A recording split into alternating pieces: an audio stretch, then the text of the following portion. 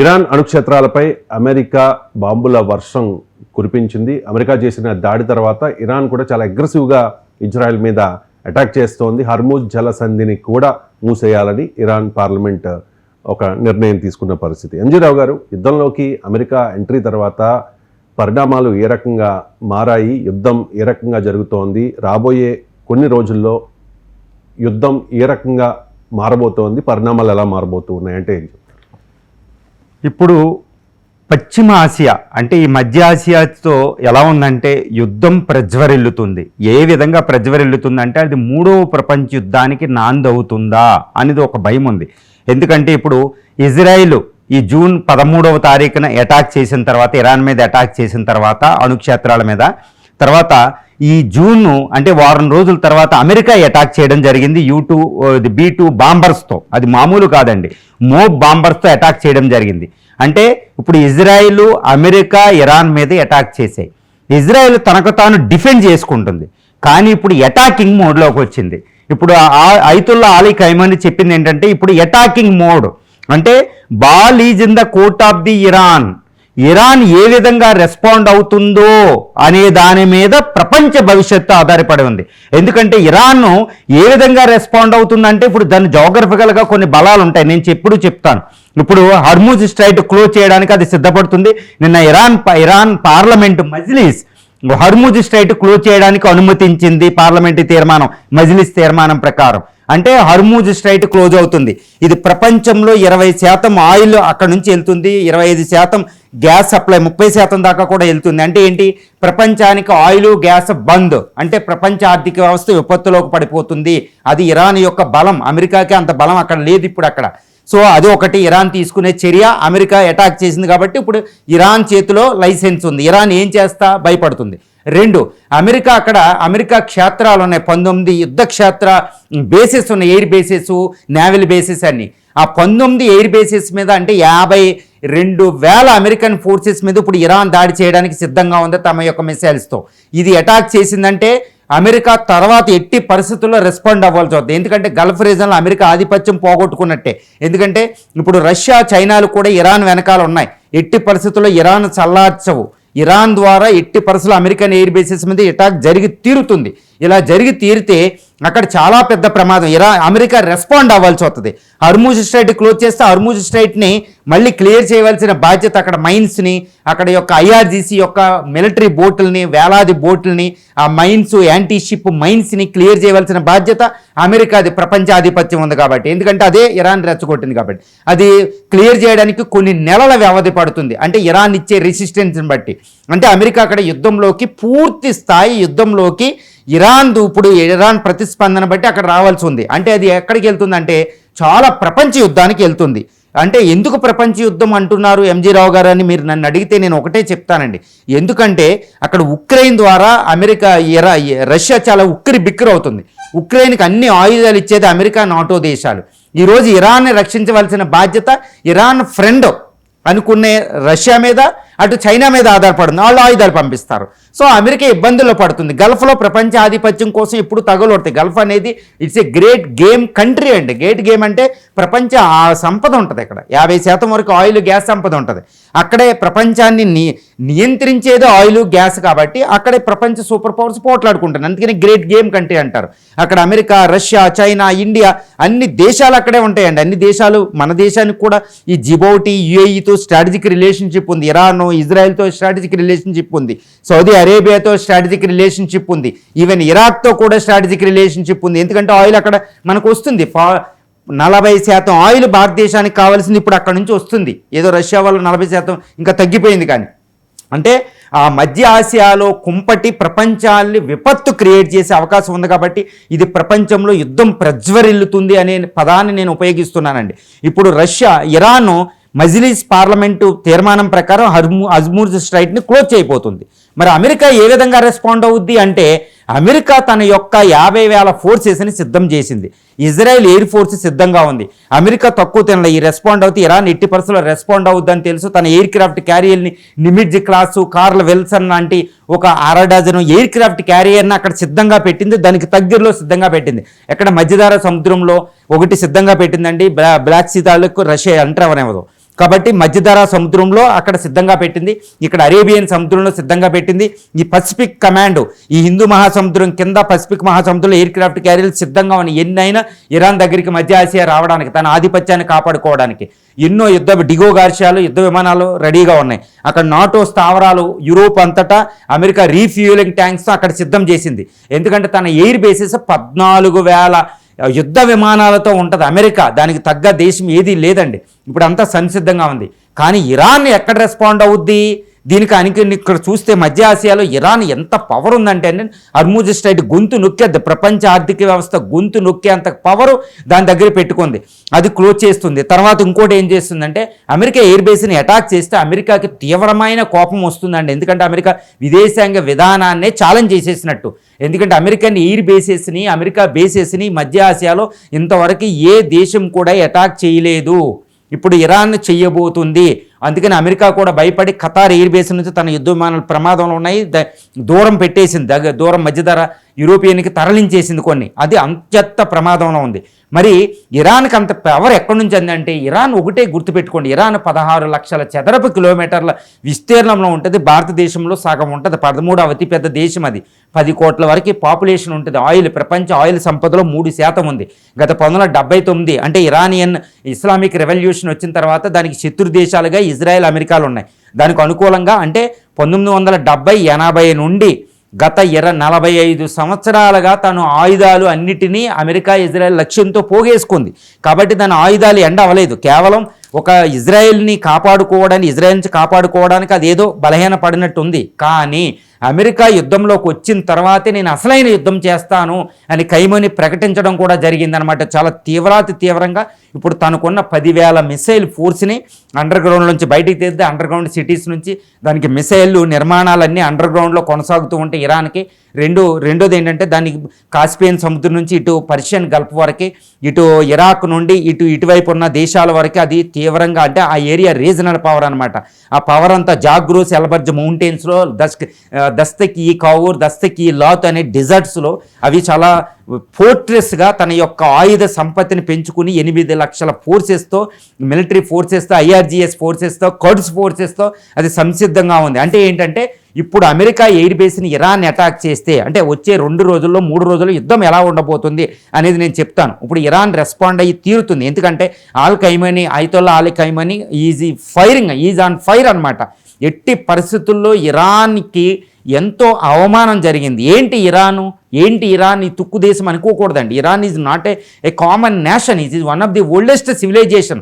ఒక ప్రాచీన నాగరికత ఉంది దానికి. మెసొపొటేమియా నాగరికత ఇరాక్తో కలుపుకుని ఉంటుంది. అక్కడ ఎంతో బాబిలోనియన్ సామ్రాజ్యం ఎస్టాబ్లిష్ అయ్యి ఉందండి. అది అద్భుతమైన మన ఈ సింధు నాగరికతతో సమాంతరమైన నాగరికత ఉంది. అప్పుడు నుంచి అది ఉంది. మన పోరస్ అక్కడ డారియస్ని ఓడించడానికి, కూతురిని రక్షించడానికి పోరస్ వెళ్ళి అలెగ్జాండర్ని ఓడించినంత పని చేస్తాడు ఇరాన్లోని. అప్పటి నుంచి అద్భుతమైన సంబంధాలు ఉన్నాయి. మన చంద్రగుప్తు మౌర్యకి అక్కడికి సంబంధాలు ఉన్నాయి. తర్వాత మొఘల్స్కి అక్కడ సఫేద్ అనే ఒక కింగ్డమ్కి అద్భుతమైన సంబంధాలు ఉన్నాయి. మన చారిత్రాత్మకమైన భారతదేశంతో సంబంధాలు ఉన్నాయి. ఎందుకు చెప్తున్నానంటే, ఇరాన్ అంత ప్రాచీన నాగరికత. దాన్ని ఏమంటారంటే పర్షియన్ అంటారు. పర్షియన్ నాగరికత, పార్సీ లాంగ్వేజ్ అనమాట. సో మన సంస్కృతి మూలాలు అక్కడ ఉన్నాయి. ఒక అద్భుతమైన నాగరికత వాతావరణం అంట. అంత ప్రాచీన దేశాన్ని పరిపాలిస్తుంది ఇరాన్. అంటే ఇప్పుడు పుట్టిన దేశం కాదు. అమెరికా అయితే ఇప్పుడు 300 సంవత్సరాల హిస్టరీ ఉంటుంది అంతే. అమెరికాకి ముందు హిస్టరీ లేదండి. అలాంటి అమెరికా ఇరాన్ని రెచ్చగొట్టడం అంటే, ఇప్పుడు ఒక పెద్ద దేశం, అది చిన్న దేశమేం కాదు ఇరాన్, కాకపోతే బలహీన దేశం ఎవరికి అమెరికాతోటి, ఇజ్రాయెల్తో పోలిస్తే. ఇప్పుడు ఆ ఇరాన్ని రెచ్చగొట్టారు. ఇప్పుడు ఆ ఇరాన్ తన యొక్క శక్తిని అంతా కూడగట్టుకుని యుద్ధం చేస్తుంది. తాను రెచ్చగొట్టారు కాబట్టి ఖమేనీ ఎంత ప్రతిజ్ఞ చేశారు అంటే, ఎట్టి పరిస్థితుల్లో అమెరికా మీద మేము అటాక్ చేస్తాం, అమెరికా రైట్ మాకు ఉంది అని. కానీ ఇంకొకటి నన్ను క్వశ్చన్ అడగొచ్చండి. మీరు ఏం అడగొచ్చు అంటే, ఎందుకు ఇరాన్ ఇన్ని గంటల సమయం తీసుకుంది, 24 గంటలు అవుతుంది కదా అంటే, ఒకటేనండి, ఇరాన్ దౌత్య యుద్ధంలో ఉందండి. ఇరాన్ నిన్న విదేశాంగ మంత్రి అరాక్చి ఎక్కడున్నారు? ఇప్పుడు రష్యా పుతిన్ దగ్గర ఉన్నారు. ఈ పుతిన్తో రాయబారం నిన్న యూరోపియన్ యూనియన్ కంట్రీస్తో మాట్లాడుతున్నారు. ఆయన ఒకటే అంటున్నారు, మా యొక్క అంతర్జాతీయ చట్టాలని అమెరికా ఉల్లంఘించింది, అంతర్జాతీయ చట్టాలని ఇజ్రాయెల్ ఉల్లంఘించింది, they crossed the red line, Lakshmana రేఖను అధిగమించారు. కాబట్టి ఇప్పుడు మాది రైటు, మేము సెల్ఫ్ డిఫెన్స్కి మాకు హక్కు ఉంది, అంతర్జాతీయ చట్టాలు మాకు అంగీకరింపజేస్తున్నాయి. ఇప్పుడు ఈ హర్ముజ్ స్ట్రైట్ నేను క్లోజ్ చేయడం అంటే అమెరికా అటాక్ చేయడం వల్ల అందువల్ల చాలా దేశాలు హర్ట్ అయినాయి. ఇది మాకు కాదు, మా సెల్ఫ్ డిఫెన్స్ కోసమని అద్భుతమైన దౌత్య నీతిని ఇక్కడ ఇరాన్ చేస్తుంది. ఇజ్రాయెల్ కూడా తన సెల్ఫ్ డిఫెన్స్ ఇజ్రాయెల్ చేయగలుగుతుంది. మరి అమెరికా ఏం చేస్తుంది? Israel self defence, Iran self defence, ఆ రెండు యుద్ధం చేసుకునేటప్పుడు చేసుకోనివ్వకుండా అమెరికా వచ్చింది. కాబట్టి అమెరికాకి మేము పరీక్ష చేస్తాం, అమెరికాని అటాక్ చేసి తీరుతాం, మా మిసైల్ ఫోర్సెస్ అని అమెరికా మీద వెళ్తున్నాయి, హర్మూజ్ ఇదని చెప్తుంది. అంటే ఏంటి? రానున్న కొద్ది రోజుల్లో కొద్ది గంటల్లో ఏంటంటే ఈ యుద్ధం భయంకరంగా ప్రజ్వరిల్లుతుంది.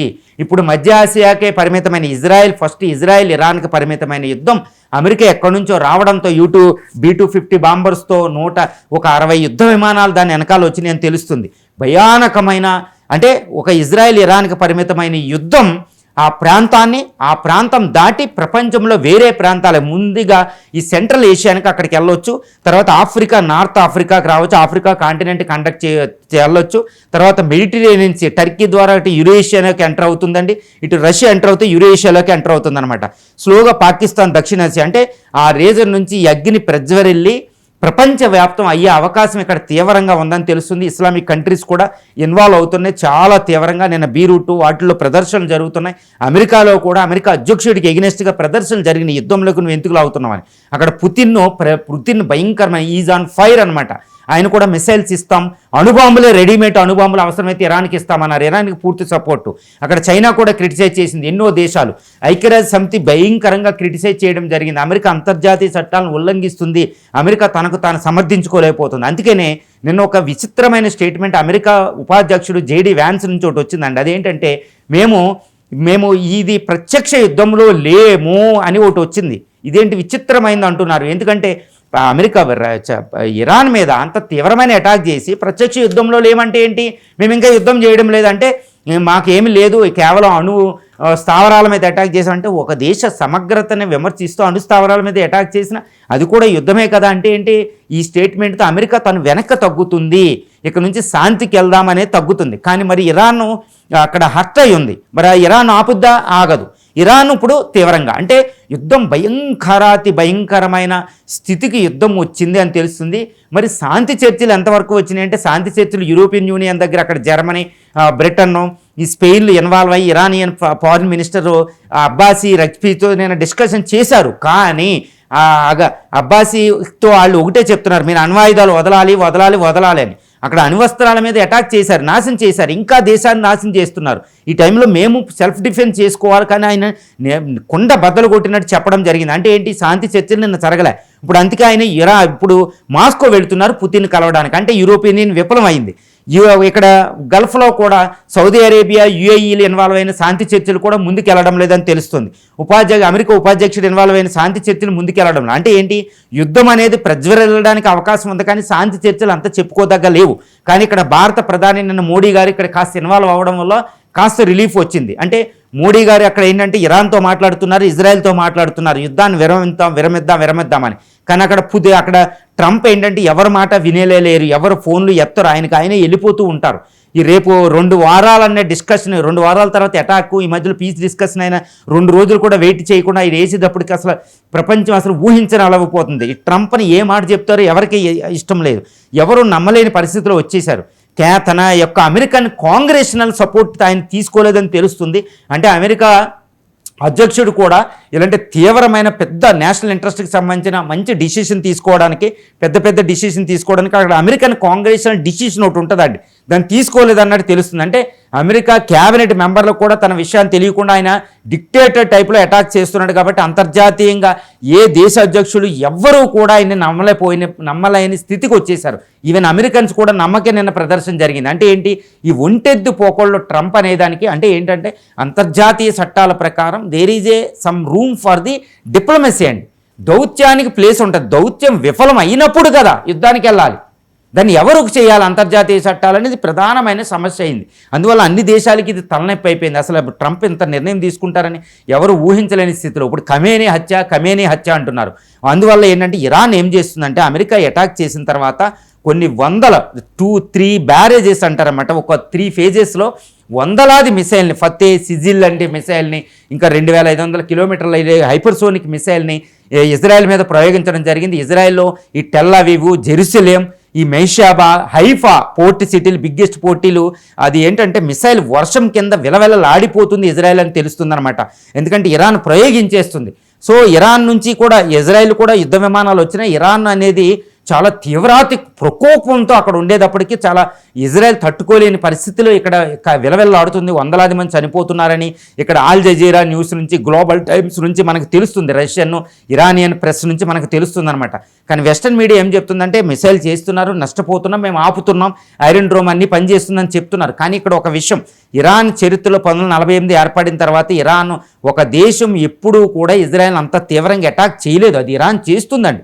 కాబట్టి ఇది చాలా తీవ్రమైన ప్రకోపం ప్రజ్వరిల్లే దశలో ఈ యుద్ధం ఉందని తెలుస్తుంది. ఇప్పుడు అమెరికా కూడా ఇరాన్ హర్ముజ్ స్ట్రైట్ క్లోజ్ చేసిన, తమ ఎయిర్ బేసెస్ని అటాక్ చేసిన, ఆర్మీ బేసెస్ని అటాక్ చేసిన, గల్ఫ్లో ఉన్నవి వెంటనే అక్కడ ఉంటుంది. ఇప్పుడు అమెరికా కూడా ఈ ఇరాన్ మీద అటాక్ చేసిన తర్వాత అమెరికా కూడా తన హోమ్ల్యాండ్ భద్రతని కట్టుదిట్టం చేసింది. మిలిటెంట్ అటాక్ జరిగేలా ఉంది. 2001 WTC మీద బిన్ లాడెన్ చేసిన అటాక్ లాగా జరిగే అవకాశం ఉందని అమెరికా కూడా రెడ్ అలర్ట్లో ఉంది.